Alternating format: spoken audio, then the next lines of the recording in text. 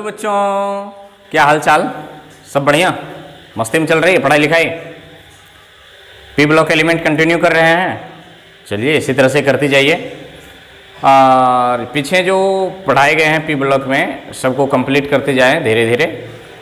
आइए, मैं अनिल कुमार मेहता आपका पुनः स्वागत करते हैं हमारे और आपके सुंदर से यूट्यूब चैनल केमिस्ट्री वाला ए के मेहता या फिर JL science mission P block element 20 lecture के साथ। इसमें आज हम लोग अध्ययन करेंगे ओजोन। किसके बारे में देखना है? ओजोन के बारे में। और इसके साथ साथ इसमें हम लोग देख लेंगे सल्फर को। किसको देख लेंगे? सल्फर को देख लेंगे। ओजोन एंड सल्फर को कंटिन्यू करना है। यदि आपने पिछला लेक्चर नहीं देखा है, तो उसको देख लीजिए। डिस्क्रिप्शन में आपको लिंक मिल जाएंगे, पी ब्लॉक के सीरियली लिंक मिल जाएंगे 1 से लेकर के 19 तक। और चैनल पर अभी अभी जुड़े हैं तो बगल में देख लीजिए, सब्सक्राइब वाला बटन है और बेल आइकन भी है, ठोक दीजिए उसको, नोटिफिकेशन आपको मिलते रहेंगे। तो हेडिंग लगाइए सबसे पहले ओजोन। सबसे पहले क्या लगाएंगे हेडिंग? ओजोन। ओजोन कोष्ठ में लिख देंगे O3। O3। कुछ इसके ईस्वी की बात कही गई है। 1758 हमारे प्रथम सैनिक विद्रोह से 100 साल पहले, 1857 नहीं तो 1758 की बात है।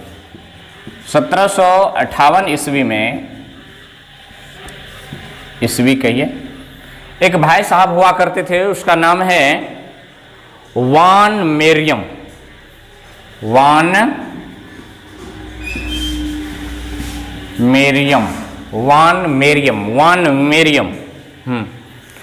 मेरियम कुछ ईस्वी देख लीजिए। उसके बाद आया 1800 ईस्वी के आसपास। 1800 ईस्वी में आ गए हैं 1840 ईस्वी में एस्कॉन बिन। 1840 ईस्वी, नाम है एस्कॉन बिन। उसके बाद आया 1866 ईस्वी सोरिट। 1866 ईस्वी सोरिट, बिन सोरिट। ये 3 भाई लोग मिल करके जो हैं, ये पी ब्लॉक एलिमेंट के भाई लोग हैं, समझ गए?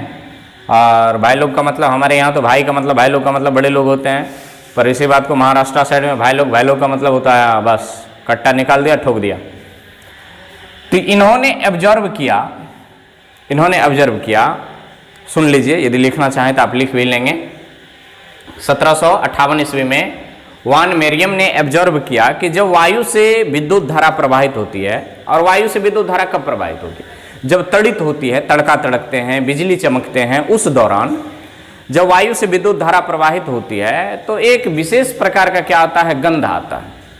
कैसे? भुना हुआ गंध, रोटेन स्मेल, मतलब सड़ा हुआ गंध जैसे जो होता है, गंध आता है। ये ऑब्जर्व किसने किया था? वान मेरियम ने। तो इसके बारे में क्या लिखेंगे? इन्होंने अवलोकन किया कि जब विद्युत धारा वायु से प्रवाहित होती है, और यहां पर याद रखेंगे कि विद्युत धारा वायु से कैसे प्रवाहित होती है? तड़ित के दौरान, या फिर तड़का तड़कते हैं, बिजली चमकते हैं, उसके दौरान। तो वायु से विद्युत धारा प्रवाहित होती है तो कुछ रोटेन स्मेल, सड़े हुए गंध महसूस होता है। ये किसने ऐसा कहा? वान मेरियम ने। कितने में? 1758 ईस्वी के आसपास। आ जाइए, उसके बाद 1840 ईस्वी के बाद जाए एस्कॉन बिन। किसने? एस्कॉन बिन ने बताया कि ये सड़े हुए गंध वायुमंडल में एक नए गैस के निर्माण के कारण होता है। किसने बताया? एस्कॉन बिन ने, कि ये जो सड़े हुए गंध आ रहे हैं, जब वायु से विद्युत धारा प्रवाहित होती है, सड़े हुए गंध आ रहे हैं, तो वो सड़े हुए गंध किसके कारण आते हैं? एक नए गैस की फॉर्मेशन होती है। उस गैस का नाम इन्होंने रखा ओजोन। ओजोन जो है एक लैटिन वर्ड है। ये क्या है? ओजोन जो है, ओजो जो है एक लैटिन वर्ड है जिसका मतलब होता है स्मेल। ओजो का मतलब क्या होता है? स्मेल। ये कैसा शब्द है? ये लैटिन शब्द है। ये लैटिन शब्द ओजो, ओजो का मतलब क्या होता है? स्मेल मतलब गंध। तो इन्होंने क्या बताया, लिख लीजिए कि स्कोबिन ने बताया कि रोटेन गंध मतलब सड़े हुए गंध वायुमंडल में नए गैस के निर्माण के कारण होता है। वायुमंडल में नए गैस के निर्माण के कारण होता है, जिसका नाम उन्होंने ओजोन रखा। उस गैस का क्या नाम रखा उन्होंने? ओजोन रखा। ये किसके काम हो गए? स्कोबिन। अब आइए सोरेट महोदय के बारे में। सोरेट ने इस ओजोन का फॉर्मूला डिस्क्राइब किया। इन्होंने क्या दिया? तो लिख लीजिए 1866 ईस्वी में सोरेट ने ओजोन का अणुसूत्र दिया। क्या दिया? O3। तो O3 किसने दिया? सोरेट ने। ओजोन नाम किसने रखा? स्कोबिन ने। इसे अवलोकन किसने किया? वान मेरियम ने। वान मेरियम ने। ये है कुछ ओजोन की कहानी, ओजोन बनते कैसे हैं। तो इसको आप एक बार नोट कर लीजिए और फिर उसके बाद आगे देखते हैं।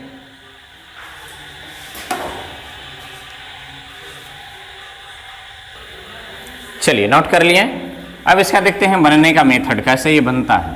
प्रिपरेशन, तो क्या हेडिंग देंगे? प्रिपरेशन।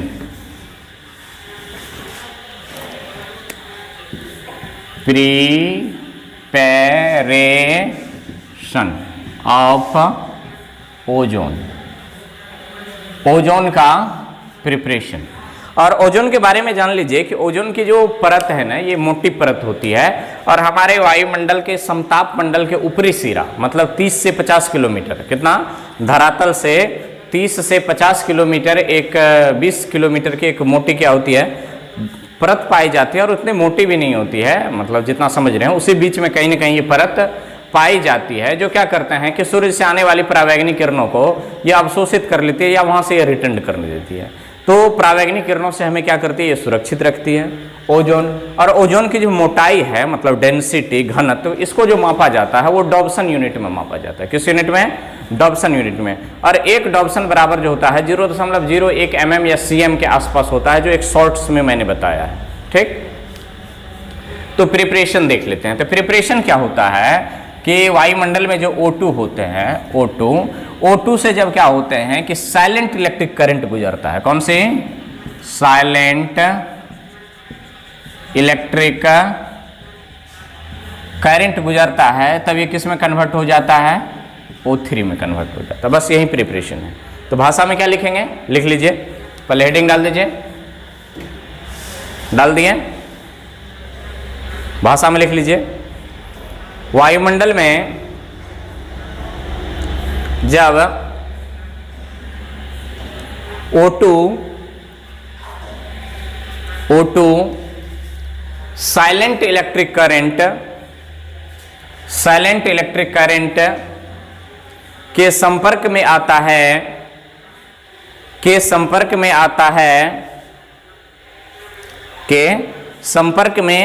है, तो ओजोन का निर्माण होता है। तो ओजोन का निर्माण होता है। लिख लिए? रिएक्शन भी लिख लीजिए। O2 silent electric current, O3। Structure देख लेते हैं इसका। इसको हम लोग ट्राई ऑक्सीजन भी कहते हैं, याद रखना। ओजोन का दूसरा नाम ट्राई ऑक्सीजन। मतलब ऑक्सीजन के कितने एटम है? इसमें 3 एटम है। स्ट्रक्चर की बात करें तो ये ऑक्सीजन है,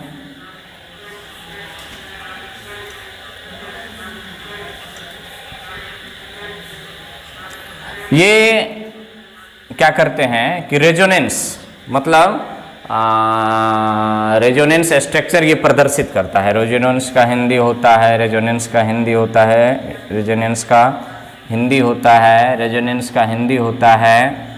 इस तरह से ये दोनों स्ट्रक्चर में फॉर्म करते हैं। जब इसको बनाना हो तो पार्शियली बना देते हैं हम लोग। अनुनाद संरचना, रेजोनेंस का हिंदी क्या होता है? अनुनाद। इस तरह से इसको दिखाते हैं। ये O3 होता है। ये रेजोनेटिंग स्ट्रक्चर है। फटाक से इनको नोट कर लीजिए, इनके प्रॉपर्टीज को देख लेते हैं हम लोग, फिजिकल प्रॉपर्टीज को।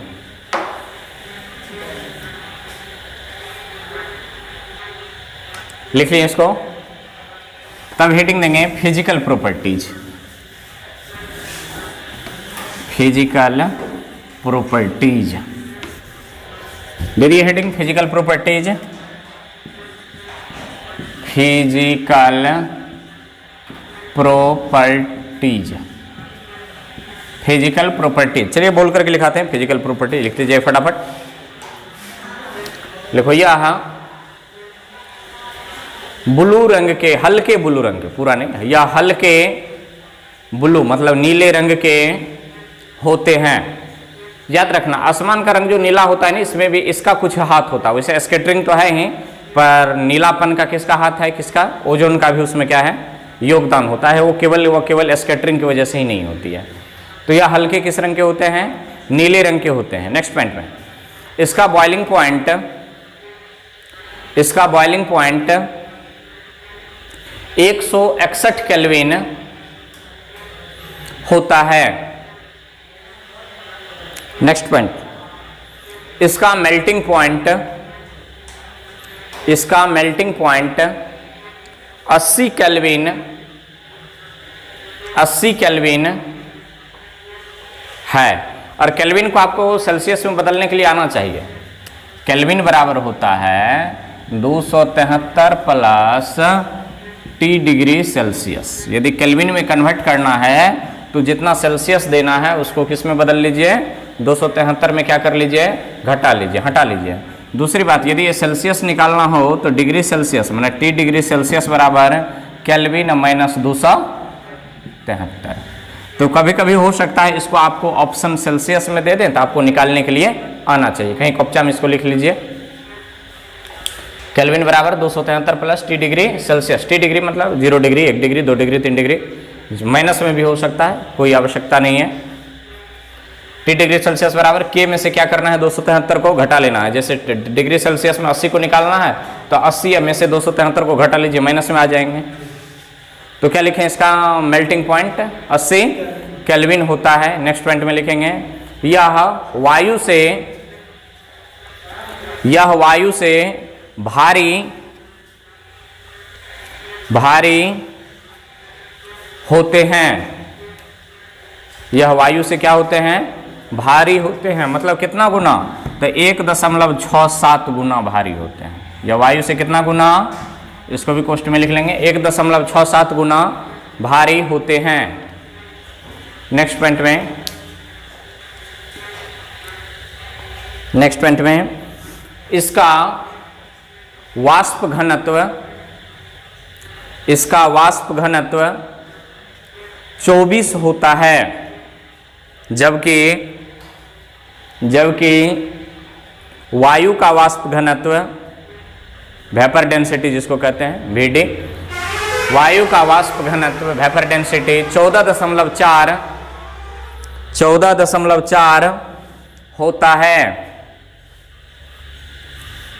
14.4 होता है। नेक्स्ट पॉइंट में वायुमंडल में इसकी सांद्रण, वायुमंडल में इसकी सांद्रण 100 ppm, 100 ppm। ppm का मतलब होता है पार्ट पर मिलियन। इसको जरा समझिए, पार्ट पर मिलियन, ये 10⁶। यदि मान लिया जाए कि एयर तो सभी गैसों का मिश्रण है, एयर क्या है, सभी गैसों के मिश्रण है। यदि सभी गैसों के मिश्रण में से प्रत्येक गैस को एक एक अणु माना जाए, प्रत्येक गैस को क्या माना जाए, एक एक अणु माना जाए, और कुल मिलाकर के कितने अणु हो, 10⁶ अणु हो, तो इनमें से कितना अणु है ओजोन के, 100 अणु है। पार्ट पर मिलियन का यही मतलब होता है कि 10⁶ में ये कितना अणु है। यदि सभी गैसों में से, जैसे ऑक्सीजन को कह दीजिए, ऑक्सीजन का एक अणु हो, नाइट्रोजन का एक हो, हाइड्रोजन का एक हो, हीलियम का एक हो, सभी मिलाकर के कुल मिलाकर के यदि कितना पर हो जाए, 10⁶ अणु हो, तो उनमें से 100 अणु किसके मिलेंगे आपको, ओजोन के मिलेंगे। इसी को क्या कहते हैं, पार्ट पर मिलियन। नेक्स्ट पॉइंट में लिखेंगे ओजोन ओजोन कहते ही आपके ब्रेन में O3 चलना चाहिए और ऑक्सीजन कहते ही आपके ब्रेन में O2 चलना चाहिए। तो ओजोन डायामैग्नेटिक है, डायामैग्नेटिक।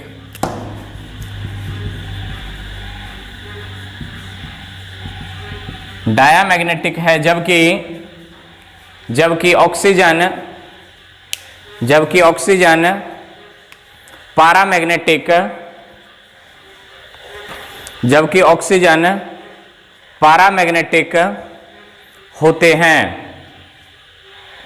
जबकि ऑक्सीजन पैरामैग्नेटिक होते हैं। आइए इनके केमिकल प्रॉपर्टीज एक आध को देख लेते हैं। केमिकल प्रॉपर्टीज, हेडिंग डालिए केमिकल प्रॉपर्टीज।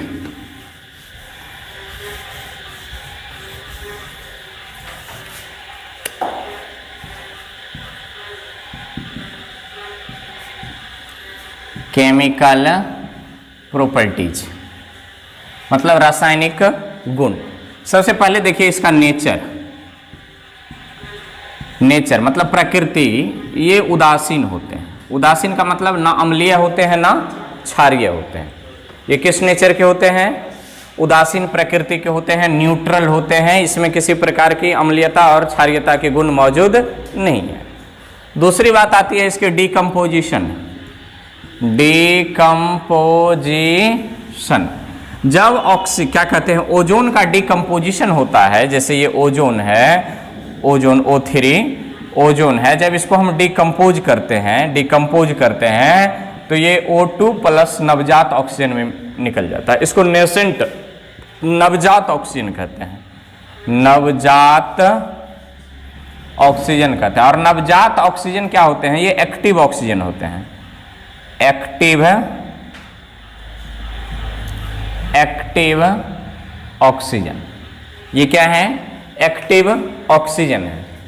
दूसरी बात बताएं तो ये ऑक्सीडाइजिंग नेचर के होते हैं। किस नेचर के होते हैं? तीसरी बात, ये ऑक्सीडाइजिंग नेचर के होते हैं। ऑक्सीडाइजिंग नेचर के होते हैं। इसका मतलब क्या हुआ कि ये various metal and non metal को क्या कर देते हैं? ऑक्सीडाइज कर देते हैं। तो क्या कहेंगे? यह मेटल तथा नॉन मेटल को क्या कर देता है? ऑक्सीडाइज्ड कर देता है। यही इसकी मेन प्रॉपर्टीज है। देख लीजिए, जैसे Mg है और Mg को किसके साथ अभिक्रिया करवा दें? ओजोन के साथ, तो क्या बना देगा ये? MgO plus O2। ये नवजात ऑक्सीजन जो है यही काम करता है, ऑक्सीडाइजिंग का काम किसका करता है? तो मतलब ये इसको कहिए कि ग्रेटर ऑक्सीडाइजिंग एजेंट है, मतलब सर्वश्रेष्ठ ऑक्सीडाइजिंग एजेंट है ये। फटाक से नोट कर लीजिए। एक नॉन मेटल ले लेते हैं, कार्बन प्लस O3, इसको क्या कर दीजिए? हीट कर दीजिए, तो क्या बना देगा? CO2 plus O2। इसको संतुलित कर लेंगे तो इधर 2 लगा दे, इधर 2 लगा दे, 2 दूना 4, यहाँ पर 2 लगा दीजिए। ये हो गया मेटल हो गया, एक नॉन मेटल हो गया। तो इसको एक बार फटाक से नोट कर लीजिए। इसका यूज देख लेते हैं क्या होता है। चलिए नोट कर लिए इनको। इसका यूज लिखिए। यूज लिखेंगे। यूज, पहला यूज जो है ये, इसका लिखिए पेस्टिसाइड के रूप में या जर्मीसाइड के रूप में। जर्मीसाइड के रूप में मतलब ये जर्म को नाश करने के लिए भी इसका उपयोग किया जाता है, जर्मीसाइड के रूप में। अगला, सिंथेटिक फाइबर बनाने में अगला लिख लीजिए, जलीय ऑक्सीजन आपूर्ति में, पोस्ट में लिख लेना वहां पर, क्योंकि यह जल में काफी घुलनशील होते हैं। क्योंकि यह जल में काफी घुलनशील होते हैं।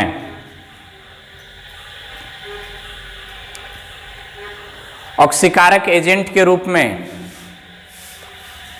ऑक्सीकारक एजेंट के रूप में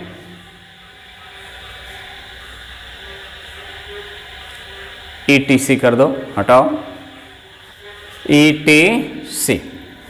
चलिए अब हम लोग मोटे अक्षर में हेडिंग दे दें सल्फर। सल्फर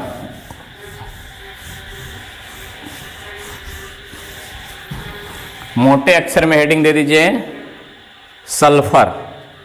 सल्फर सल्फर तभी ओ लिखे थे, यू होता है सल्फर। क्या लिखें? सल्फर। सल्फर क्या है? तो सल्फर के पहले मोटा मोटी परिचय जान लीजिए। सल्फर ये पी ब्लॉक एलिमेंट है। ब्लॉक यदि बात करें तो ब्लॉक की बात करें तो कौन सी? पी ब्लॉक में होते हैं।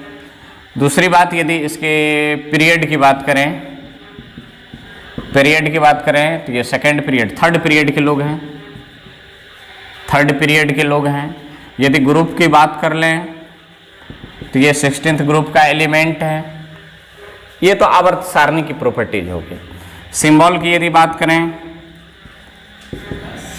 एस होता है। एटॉमिक नंबर की बात करें, एटॉमिक नंबर की बात करें तो 16 होता है।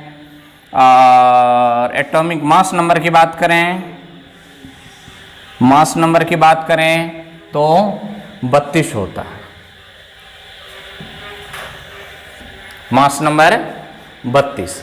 ये तो हुई इसकी जनरल प्रॉपर्टीज, मतलब परिचय। इलेक्ट्रॉनिक विन्यास देख लें।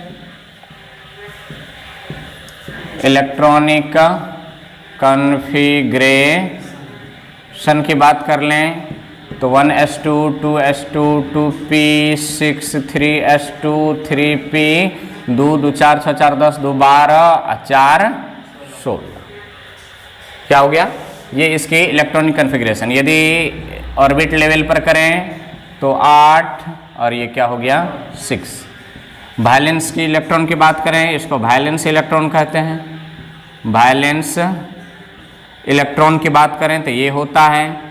ऑक्सीडेशन स्टेट की बात करें,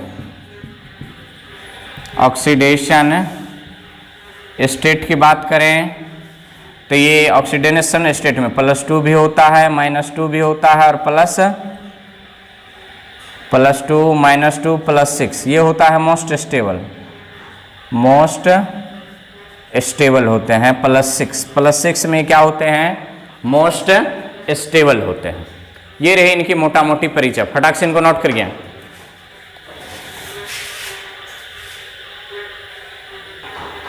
चलिए देख लिए इनको। अब इनके एलोट्रॉप्स को देखते हैं। यही परिचय देखना है सल्फर का।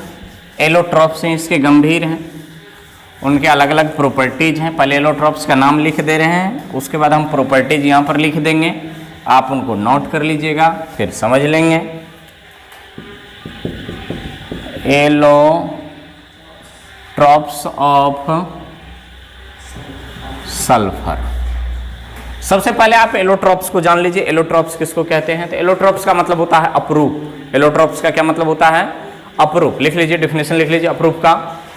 एलोट्रॉप्स हेडिंग देंगे एलोट्रॉप्स। एलोट्रॉप्स का मतलब क्या होता है? अपरूप। एलोट्रॉपिक का मतलब हो जाता है अपरूपता। एलोट्रॉप्स का मतलब अपरूप, एलोट्रॉपिक्स का मतलब अपरूपता। एलोट्रॉप्स मतलब अपरूप, एलोट्रॉपिक्स का मतलब अपरूपता। तो एलोट्रॉप्स का डेफिनेशन लिखिए। एक ही तत्व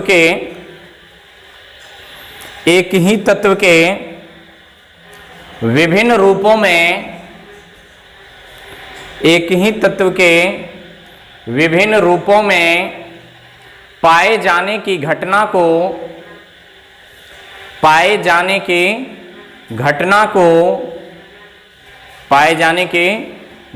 को एलोट्रॉप्स अपरूप कहते हैं।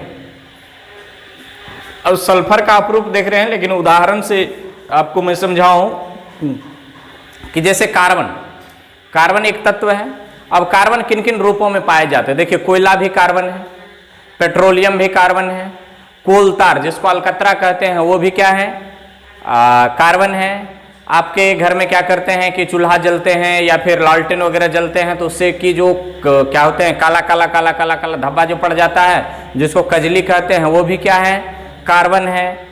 जैसे चारकोल वगैरह की बात करें वो भी कार्बन है। अब चारकोल भी कई प्रकार के होते थे, ठीक इसी प्रकार सल्फर के भी क्या होते हैं, कई अपरूप होते हैं। पहले सभी अपरूप का नाम लिख लीजिए। देखिए पहला होता है मोनोसाइक्लिक, माने एक साइकिल वाला। और मोनोसाइक्लिक के दो भाई, कितने भाई, येलो रोम्बिक, या इसी को कहते हैं अल्फा सल्फर, अल्फा सल्फर। और दूसरा होता है बीटा सल्फर, बीटा सल्फर, इसका भी एक नाम दिया हुआ है अलग से बीटा सल्फर का। Prismatic sulphur, prismatic sulphur, prismatic sulphur. तो मोनोक्लिनिक के दो ये भाई नहीं, और लिख लीजिए मोनोक्लिनिक के तीन भाई। तीसरा नंबर है cyclic S, cyclo S6, cyclo S6। अगला होता है साइक्लो S8, ये है मोनोसाइक्लिक की, माने एक ही साइकिल में। दूसरा नंबर जो इसका आता है chain polymer, chain polymer sulphur. तीसरा number unstable sulphur, unstable sulphur. चौथा नंबर मिल्क सल्फर। यूज जो होता है ज्यादातर इसका मेडिसिन में होता है, मेडिसिन में ज्यादातर यूज किसका, मिल्क सल्फर का। और पांचवा नंबर जो है कोलोइड सल्फर,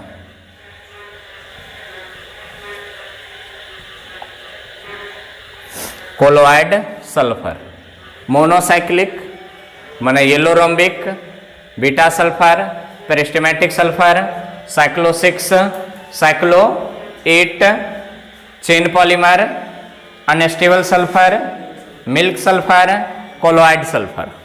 ये इनके अपरूप हैं, किनके, सल्फर के ये अपरूप है। कुल मिलाकर के कहें तो 5, अब वैसे कहें तो 1 2 3 4 5 6 7 8, 8 अपरूप हैं सल्फर के। कितने, 8 अपरूप हैं सल्फर के। तो आप इसको नोट कीजिए। इनके कुछ प्रॉपर्टीज हैं, सबके अलग अलग है, 2-4 लाइन केयर की हैं। भाषा पहले मैं यहाँ पर लिख दे रहा हूँ, उसके बाद आप नोट कर लेंगे, आपको समझा दिए जाएंगे। इसको फटाक से आप नोट कर लीजिए। देखिए यहाँ पर लिखे हैं मोनोसाइक्लिक, पहला नंबर था। इसमें 6 से 20 सल्फर रिंग में होते हैं, एक वलय के रूप में होते हैं। इनके देखिए अब कई रूप होते हैं। पहला अल्फा सल्फर, यह सल्फर का सबसे स्टेबल फॉर्म है। VVI मार्क करेंगे, VVI सबसे stable form alpha, alpha sulphur. इसी को येलो रोम्बिक भी कहते हैं, याद रखना। यह येलो कलर के होते हैं इसलिए इसे येलो रोम्बिक कहते हैं। यह जल में अघुलनशील तथा CH2 में घुलनशील होते हैं। यह सॉलिड स्टेट में पाए जाते हैं, मतलब ठोस अवस्था में। इसके रिंग में 8 सल्फर होते हैं, याद रखना। इसी को S8 फॉर्म भी कहते हैं, S8 फॉर्म कहते हैं, होते हैं। इसमें इसे S8 फॉर्म भी कहा जाता है। देख लीजिए रिंग में 1 2 3 4 5 6 7 8, 8 सल्फर है।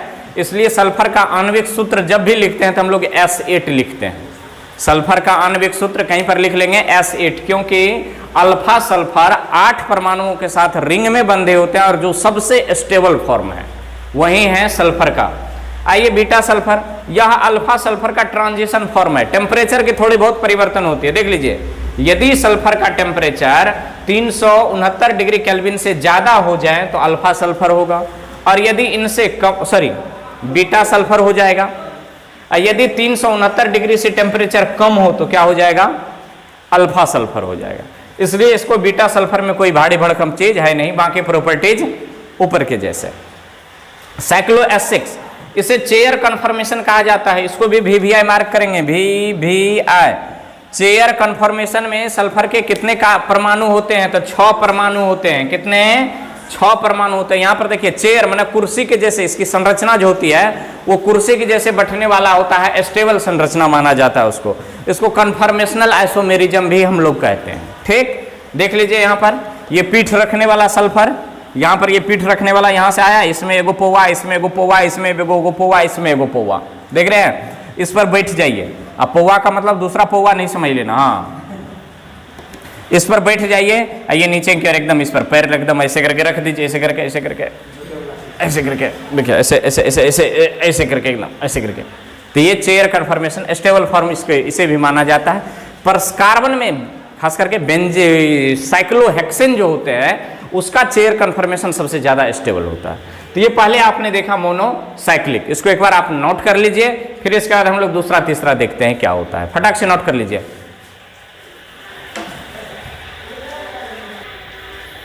चलिए दूसरा नंबर देख रहे हैं, चेन पॉलीमर। देखिए इसे गामा सल्फर कहते हैं, याद रखना। इसमें SN मतलब कई सल्फर के परमाणु होते हैं, कोई लिमिट नहीं है। यह CH2 तथा H2O दोनों में अघुलनशील होते हैं। तो घुलनशील किस में होते हैं? तो यहां पर लिख लेंगे यह कार्बन ऑर्गेनिक कंपाउंड में घुलनशील होते हैं। और एक नंबर और लिख लीजिए, यह सॉलिड होता है, यह क्रिस्टल होता है। क्या लिखें इसमें? सल्फर गामा कहते हैं, इसमें कई परमाणु होते हैं। ये CH2 और H2O में दोनों में क्या होते हैं? अघुलनशील होते हैं। यह जिगजैग फॉर्म मतलब टेढ़े मेढ़े फॉर्म में संरचना बनाते हैं। देखना यहाँ से शुरू हुआ है, ऐसे आया, यूं गया, यूं आया, इधर गया, इधर चला आया, इधर गया, इधर से इधर आया, इधर गया, इधर गया। ये जिगजैग फॉर्म में रहता है, टेढ़े मेढ़े फॉर्म में। यह क्या होता है? यह ऑर्गेनिक कंपाउंड में घुलनशील होता है और यह क्रिस्टलाइन होते हैं। बस चेन पॉलीमर की कहानी खत्म। अनस्टेबल सल्फर, याद रखेंगे अनस्टेबल सल्फर किसको कहते हैं? अनस्टेबल सल्फर किसको कहते हैं? सल्फर के 2 से 5 परमाणु वाले अणु को, मतलब S2, S3, S4, S5, ये सब जो होते हैं वो क्या होते हैं? अनस्टेबल होते हैं, टूट जाते हैं, रहते ज़्यादा देर तक नहीं है, तो उसको क्या कहते हैं? अनस्टेबल सल्फर कहते हैं। आइए मिल्क सल्फर। मिल्क सल्फर यह माने मिल्क लाइम, याद रखेंगे मिल्क माने दूध नहीं, मतलब चूना पानी का घोल जो दूध रंग के होते हैं उसको मिल्क लाइम कहते हैं। तो यह मिल्क लाइम माने CaOH का होल 2 को सल्फर के साथ उबालने पर प्राप्त होता है। कौन? Milk sulphur. मिल्क सल्फर मतलब सल्फर परमाणु लेंगे और उसको किसके साथ उबालेंगे?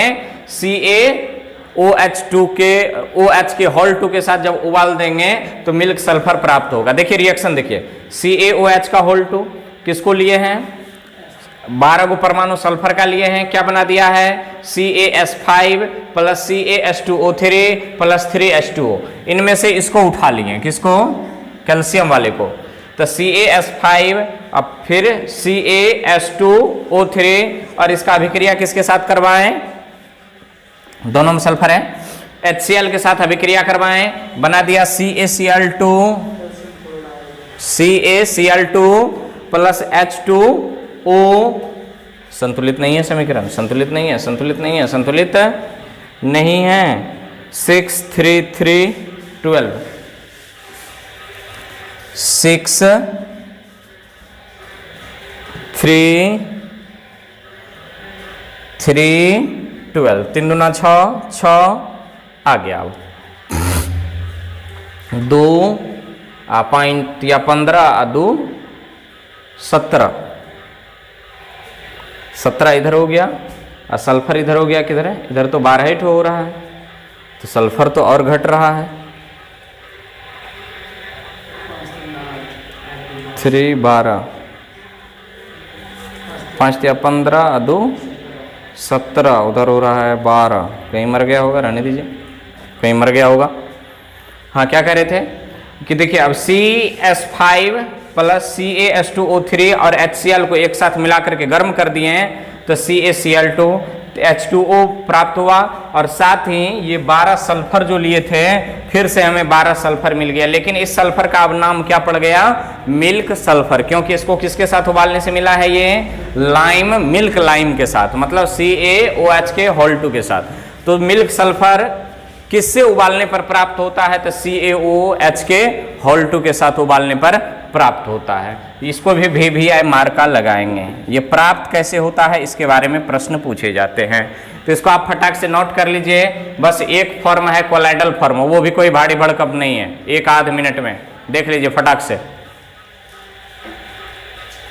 कोलाइडल सल्फर जब H2S मतलब हाइड्रोजन सल्फाइड को HNO3 से गुजारा जाता है तो कोलोइडल सल्फर प्राप्त होता है। जरा रिएक्शन से समझिए इसको। पहले ले लिए HNO3, इसको बॉयल कीजिए, थोड़ा सा बॉयल कर दिए तो यहाँ पर क्या बन गया? NO2 प्लस H2O प्लस नवजात ऑक्सीजन, प्लस नवजात ऑक्सीजन। समीकरण को संतुलित कर लीजिए। इधर 2 है, इधर 2 लगा दीजिए, इधर 2 यदि लगा दे तो 2 तिया 6, 2 दूना 4, 2 6। समीकरण संतुलित। अब क्या करेंगे? H2S प्लस O लेंगे तो बना देगा H2O plus S, H2S plus O खत्म। अब इस समीकरण को जोड़ दीजिए, संतुलित है।